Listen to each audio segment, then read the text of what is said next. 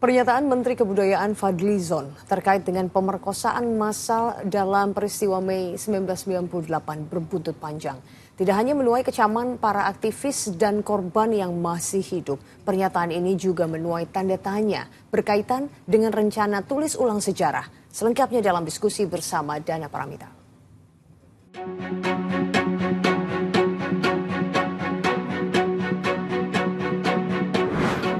Menteri Kebudayaan Republik Indonesia Fadlizon lagi-lagi jadi sorotan gara-gara ia mengklaim kalau pemerkosaan massal dalam peristiwa Mei 1998 ini hanyalah rumor tanpa bukti. Nah, pernyataan kontroversial ini langsung menuai kecaman. Emang kayak gimana faktanya? Kita diskusi bahas ini.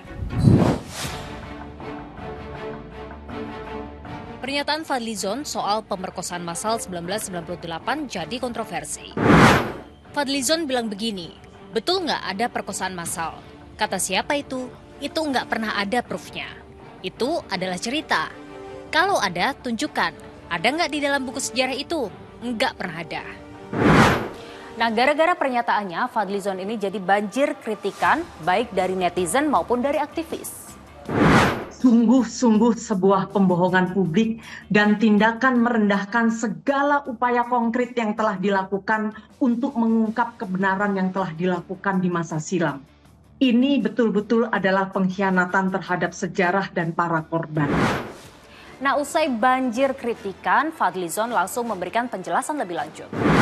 Saya kutip pernyataannya. Berbagai tindak kejahatan terjadi di tengah kerusuhan 13 hingga 14 Mei 1998, termasuk kekerasan seksual. Namun terkait perkosaan massal, perlu kehati-hatian karena data peristiwa itu tak pernah konklusif. Terbaru Menteri Koordinator Bidang Pembangunan Manusia dan Kebudayaan, Pratikno, buka suara. Pak Fadlizon sudah menjelaskan tentang penggunaan teknologi massal. Ini kan perbedaannya apakah kan beliau sudah menjelaskan ya, saya tidak perlu menjelaskan pada media juga bahwa memang ada dari BPPMC yang menyatakan itu ada perusahaan, tapi kan yang disampaikan oleh Pak Menteri Kebudayaan kan masalah itu. Yang juga jadi sorotan publik bahwa ini berkaitan dengan gagasan Fadlizon soal penulisan ulang sejarah. Dalam konteks hal yang sedang disusun oleh Kementerian Kebudayaan, mari kita sama-sama beri waktu para sejarawan untuk menuliskan. Ini kan sekarang semua dalam proses. Dan dalam proses ini terlalu banyak spekulasi-spekulasi yang menyatakan ini tidak ada, ini ada. Coba kita biarkan para sejarawan ini menuliskan ini. Dan untuk nanti kita pantau, kita pelototi, kita periksa bareng-bareng. Toh yang menulis ini adalah para sejarawan yang juga kredibel, punya kredibilitas tinggi, dan mereka tentu tidak akan mengorbankan kredibilitas mereka ya untuk hal-hal yang tidak. Sekarang coba kita cek faktanya. Penjarahan dan pembakaran pusat-pusat pertokoan dan rumah penduduk tersebut bahkan disertai tindak kekerasan dan perundungan seksual terhadap kaum perempuan, terutama dari kelompok etnis Tionghoa.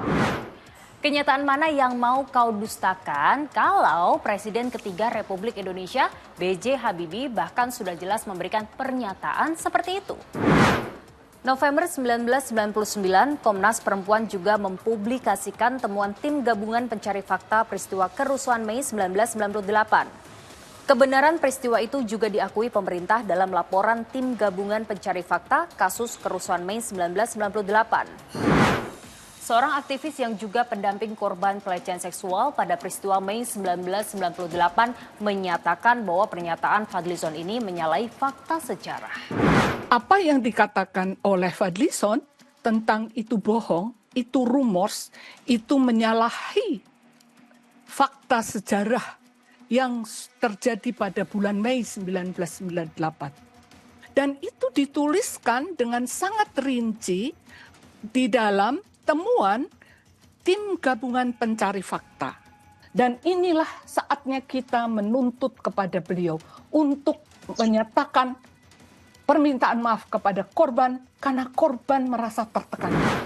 Pernyataan kontroversial Fadlizon ini juga dianggap menyakitkan oleh Ikatan Pemuda Tionghoa Indonesia yang pada saat itu benar-benar ada di lokasi kejadian. Nah, ketika Bapak Fadlizon mengatakan bahwa peristiwa Mei 98 itu bahwa perkosaan atau kekerasan terhadap perempuan Tionghoa itu tidak terjadi, itu sangat melukai hati kami. Masyarakat Tionghoa, terutama perempuan-perempuan Tionghoa, karena saya tahu betul bahwa itu terjadi. Kami sudah dalam kehidupan sehari-hari kami sudah didiskriminasi, sudah mengalami kekerasan hanya karena kami Tionghoa gitu, dan seringkali tidak dianggap sebagai bagian dari bangsa Indonesia. Yang pasti peristiwa Mei 1998 adalah episode kelam sejarah Indonesia yang tak bisa disangkal. Luka para korban tak layak dihapuskan hanya karena ingin mengganti narasi sejarah. Kalau menurut kalian gimana? Kita lanjut diskusi di kolom komentar ya.